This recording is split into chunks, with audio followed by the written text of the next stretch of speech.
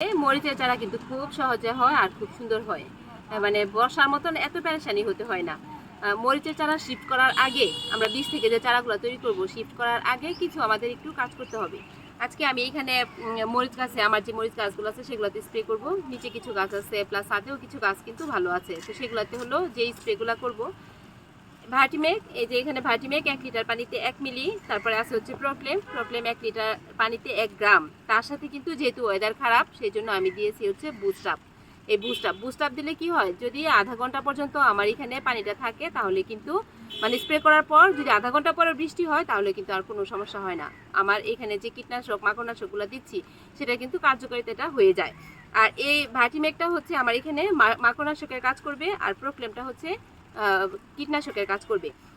তো মরিচ গাছে এখন যেগুলোতে আমি স্প্রে করব সেগুলোতে কিন্তু ফুল নাই। ফুল যেগুলোতে, কেবল যেগুলোতে ফুল আসছে সেগুলোতে যদি স্প্রে করি তাহলে কিন্তু দেখা যায় ফুলটা ঝরে যাওয়ার সম্ভাবনা থাকে।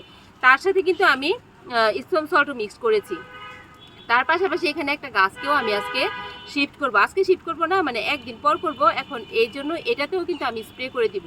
একটা চারাকে শিফট করতে গেলে, মানে মরিচ গাছকে যখন শিফট করব, অবশ্যই আমরা তার একদিন আগে অন্তত পক্ষে যে কোনো কীটনাশক মাকড়নাশক, সেটা জৈব হোক আর রাসায়নিক হোক, আমরা কীটনাশক মাকড়নাশক স্প্রে করে দিব। তাহলে চারা মানে শিফট করার পর দেখা যায় আমাদের প্রায় 10-12 দিন চলে যায়, তখন কিন্তু কোনো যত্ন নেওয়া যায় না। তখন গাছটা দেখা যায় একটু দুর্বল হয়ে যাবে কিংবা পাতাগুলো কুকড়ে যাবে। সেই গাছটাকে ঠিকঠাক মতো তৈরি করতে কিন্তু অনেক সময় লেগে যায়। সেই জন্য এই গাছে আজকে আমি কীটনাশক মাকড়নাশক স্প্রে করে দিব। কালকে অথবা পরশু দিন হচ্ছে গাছটাকে আমি শিফট করব। এটা কিন্তু আমার এখানে উড়ি মরিচের চারা, এটা হচ্ছে পাপি আপু আমাকে দিচ্ছে। ওই যে মেলায় গেলাম তখন 2টা চারা আমাকে দিচ্ছে। এই হলো একটা চারা, আরেকটা চারা আছে। আর আমার বাগানেও এখন কিছু 4টা মরিচ আমি পাকাইছি।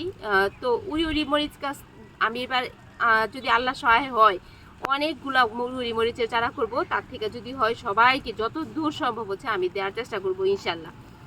তো কারণ হচ্ছে কি, উড়ি মরিচটা এত ভালো, এই যে এত ছোট ছোট হয়। এই যে আমি একটা অলরেডি পাকায় নিয়ে আসছি, এই যে বাগান থেকে, যেটা উড়ি মরিচ। আরও আছে এরকম 3টা। তো এগুলো, এটা আজকেই ফেলবো, বীজটা ফেলবো। তো এর থেকে এটা খেতে এত ভালো একটা ফ্লেভার, আর ঝালটাও খুব সুন্দর একটা ঝাল, খুব ভালো লাগে। এত ছোট একটা মরিচ কিন্তু খুবই মজার একটা মরিচ। তো যাই হোক, আমরা সেপ্টেম্বর মাস থেকে হচ্ছে মরিচের চারা যদি সুন্দর করে শুরু করে দিই, চাষাবাদ শুরু করে দেই।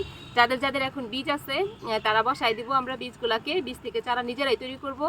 আর বীজ তৈরি এবং বীজ তৈরির মাটি যেগুলো আছে, মানে বীজ ফেলার মাটি, সেটাও আমি একটা ভিডিও পোস্ট করব। আর এই ছোট ছোট চারাগুলো যেগুলো যত্ন হয়, প্রতিটা যত্ন কিন্তু আমি মরিচের চারার যত্ন আমি শেয়ার করি। যখন যেটা আমি বসাই, বীজ ফেলানো থেকে শুরু করে কিন্তু সবই শেয়ার করি। এই যে চারাটা আমি এখন শিফট করব, এটাও কিন্তু আমি দেখাইলাম যে এখানে এটাতে আমি আগে হচ্ছে আজকে কীটনাশক মাকড়নাশক স্প্রে করে আমি কালকে অথবা পরশু দিন হচ্ছে আমি চারাটাকে শিফট করে দিব। আর কি স্প্রে করছি তা তো দেখাইলাম, কীটনাশক মাকড়নাশক, সাথে দিলাম হচ্ছে বুস্টাপ দিলে হোক। বুস্টাপ শুধু আঠার কাজ করে, বুস্টার টু না। বারবার আমি একটা কথা বলি, এটা হলো বুস্টাপ।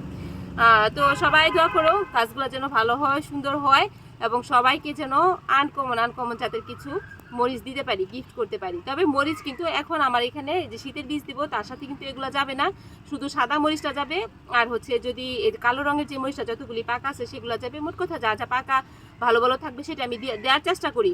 তারপরে আবার যখন হবে তখন ইনশাল্লাহ সবাইকে দিব সেখান থেকে।